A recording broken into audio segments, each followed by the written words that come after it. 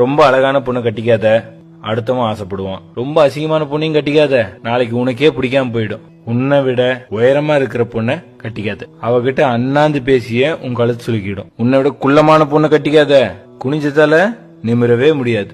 குண்டான பொண்ணை கட்டிக்காத, அவ தீனிக்கு உன் வருமானம் பத்தாது. ஒல்லியான பொண்ணை கட்டிக்காத, வீட்டுக்குள்ள எங்கன்னு போய் தேடுவாவல. ரொம்ப படிச்ச பொண்ணை கட்டிக்காத, உன்னை மதிக்கவே மாட்டான். அதுக்காக படிக்காத பொண்ணு கட்டிடாத, நீ சொல்றது அவளுக்கு ஒன்னும் புரியாது. தம்பி சொன்னது புரிஞ்சுச்சா? புரிஞ்சு சாமி, நல்லா புரிஞ்சு. டேய், கல்யாணமே பண்ணிக்காதரா அப்படின்னு முதலே சொல்லிருக்கலாமே சாமி, அதுக்கு ஏன் சாமி இவ்வளோ பெரிய விளக்கம்?